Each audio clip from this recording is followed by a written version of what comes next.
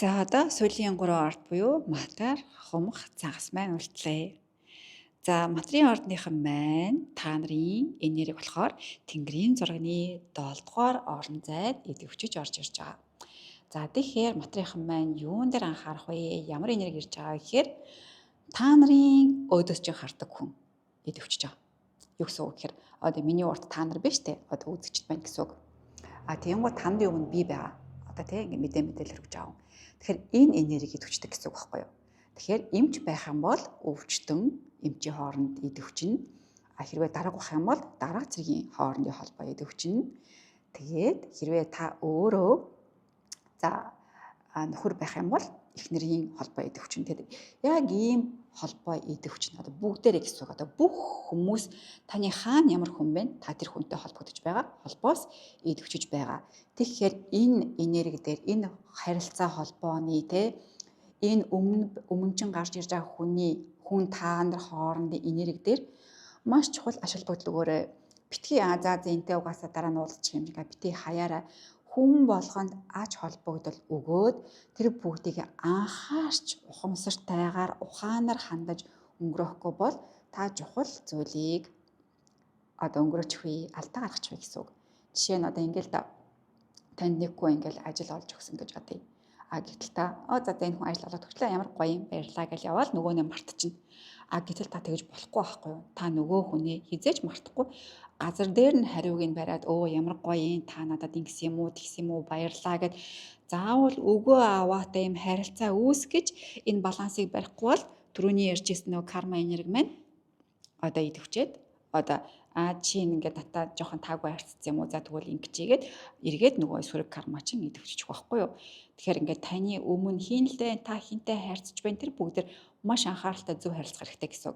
Өшөө дээрээс нь энэ харилцаа ингээд ямар гоё эерэг одоо энээр дагуулж орж ирж байгаа вэ гэхээр хосгүй байх юм бол та хостой болно. Хүнтэй гэрлэмээр байгаа бол та одоо гэрлэхэд болно.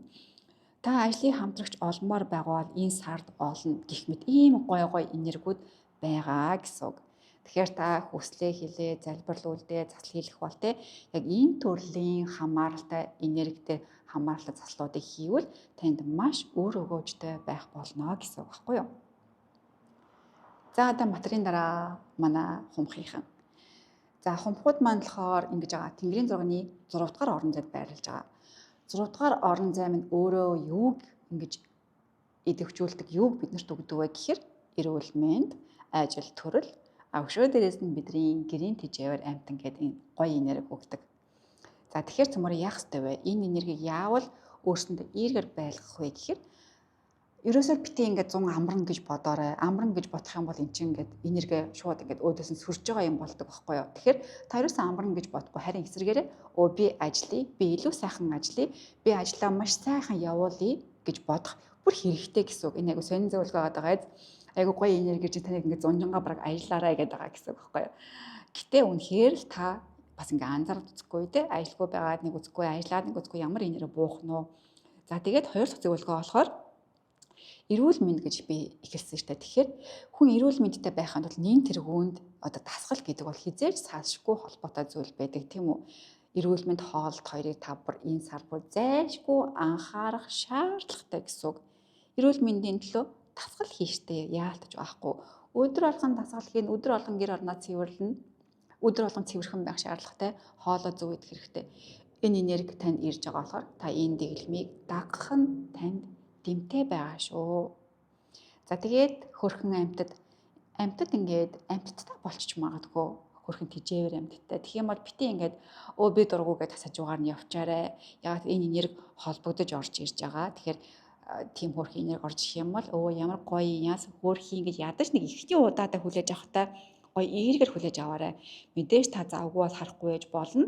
Гэхдээ ихний удаад та шууд игнор хийж бити зөрчилдөөрэй гэж зүйлья. За хамгийн сүүлийн манай загасныхан. За хамгийн сүүлийн болгоодч тэр өсвөл загас болгоодч тэр айгүй гой байр руу орж ирсэн. Та нар манлахаар Тэнгэрийн зурганы 5 дугаар орон зай болох цэцэглэлт, хөгжил, дэвшил, одоо таашаал, дур хүсэл, баяр баясгалан, үр хүүхэд гэдэг энерги рүү ороод ирчихсэн та нарын энерги. Тэгэхээр та нар зүгээр л одоо баг жаргах энэ сар гэх юм уу да. Тэгээд та бүхэн маань гоё баярлж, гоё амарч, гоё жаргаарай. Одоо бараг л үр хүүхдийн энерги гэдэг чинь та нар үр хүүхдийн тэгээд тэр гоё сайхан өрөөлүүдээ хэлээрээ.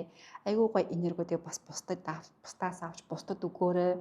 Та нар уугаасаа айгүй сайхан энергиэр ингээ холбогдож байгаа болохоор тэр сайхан энергийнхаа балансыг айгүй гоё бариарай гэж одоо хэлээд уугаасаа айгүй гоё энергитэй холбогдож байна. За тэгээд зөвлөгөө гэх юм бол ийм гоё энерги ирж байгаа юм чинь та энергийг өөртөө бас татмаар бэжтэй хэрвээ байхгүй бол үр хүүхдгүй бол та яг одоо үр хүүхдтэй болох тэр засалтомыг тэр хүслийг хийн гэсэн үг байхгүй юу? Та ерөөсөө ингэ жаргаж те амарч амжаагүй гоё амралтанд явмаар байгаа бол би амралтанд явах юмс би тэгэж ингэ жаргах юмсан гэдэг тэр хүслийг тэр зан үйлийг бас хийгээрэй гэсэн үг байхгүй юу? За тэгээд тавшаа дээрсэн жүжигчин те уран бүтээл хийдэг бол энэ энерги идэвхжиж байгаа учраас та энэ талын энергийг татаж аваад бас энэ талаараа хүсэл мөрөөдлөө биелүүлэх та айгүй гоё театрт те айгүй гоё уран бүтээлийг хийх тэр бүх энерги идэвхжүүлж хөдлөх боломжтой энэ сарчин байгаа. За тэгээд та бүгдтэй амжилт хүсье. Баярлалаа. Комент, лайк дараад үлдээгээрэй. Дараагийн бичлэгээрээ иргэн уулзцаая.